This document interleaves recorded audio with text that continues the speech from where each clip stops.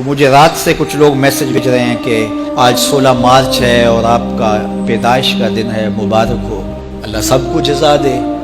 لیکن میں آج اپنی چھوٹی بیٹی کو بھی کہہ رہا تھا، وہ مجھے بولی کہ ابو آپ کو مبارک ہو، تو میں نے کہا آپ ہاتھ اٹھا کے اللہ کی بارگاہ میں دعا کرو، اللہ آپ کے باپ کے 46 سال کے گناہ معاف کر دے۔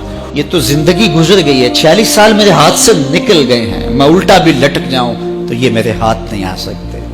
اگر میں نے اچھے گزارے ہیں تو مجھے مبارک ہو اگر قبول ہو گئے ہیں، اور اگر اچھے نہیں گزرے تو مجھے توبہ کرنی چاہیے، زندگی کی کوتاہیوں سے توبہ کرنی چاہیے۔ ہم سمجھتے ہیں ہم بڑے ہو رہے ہیں، حقیقت میں ہم چھوٹے ہو رہے ہیں۔ حضرت غوث اعظم فرماتے ہیں قبرستانوں میں جا کے دیکھو کیسے کیسے حسینوں کی مٹی خراب ہو رہی ہے۔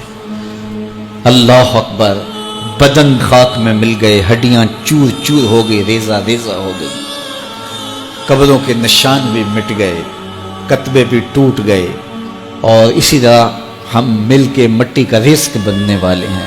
لیکن کوئی ایسا کام چھوڑ جائیں گے، اپنے رب سے جڑ جائیں گے، اپنے رب کے بندوں سے جڑ جائیں گے، رسول کریم کے دامن کو تھام لیں گے، تو پھر موت بھی مرنے نہیں دے گی۔ پھر سرخرو اور سر بلند ہوں گے، پھر عزتوں کے تاج سروں پہ رکھے جائیں گے، وقار کی مسند پہ بٹھائے جائیں گے، پھر قبروں پہ بھی چراغاں ہوگا جب ہم ان سے جڑ جائیں گے۔ کتنے لوگ تھے جو ہمارے ساتھ چلتے ہوتے تھے، آپ ذرا اپنے ذہن پہ زور دیں۔ بچپن کے دوست، کاروباری ساتھی، گلی محلے کے لوگ، رشتہ دار، اعزا و اقربا، آباء و اجداد، یہ ساری فہرست ذہن میں لائیں تو ایک دم خیال پڑتا ہے فلاں بھی چلا گیا، فلاں بھی چلا گیا۔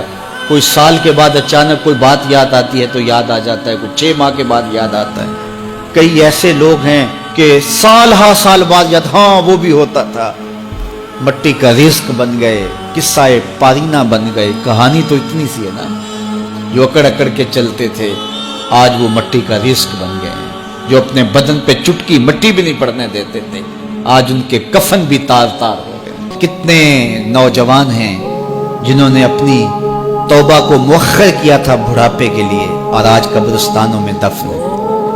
آپ جا کے قبرستانوں میں دیکھیں، وہ سوچتے تھے کہ ابھی تو جوانی ہے، جوانی سے لطف اندوز ہو لیں، بڑھاپے میں توبہ کر لیں گے، لیکن بڑھاپا نہیں آیا، موت آ گئی۔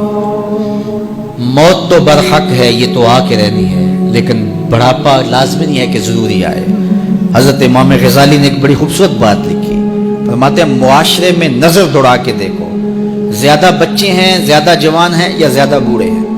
تو کہا آپ کو بچے زیادہ ملیں گے۔ ہر گھر میں دیکھ لیجئے، بچے زیادہ ہوں گے، جوان ان سے کم ہوں گے، بوڑھے ان سے کم ہوں گے۔ تو اگر بوڑھے تھوڑے ہیں، جوان زیادہ ہیں، تو غزالی فرماتے ہیں پھر بات سیدھی سیدھی ہے، بڑھاپے تک کوئی کوئی پہنچتا ہے، زیادہ جوانی میں چلے جاتے ہیں۔ اور کہا کہ اگر جوانوں سے بچے بھی زیادہ ہیں تو پھر اس کا مطلب بھی سیدھا سیدھا ہے کہ جوانی تک سارے نہیں پہنچتے، بہت بچپن میں چلے جاتے ہیں۔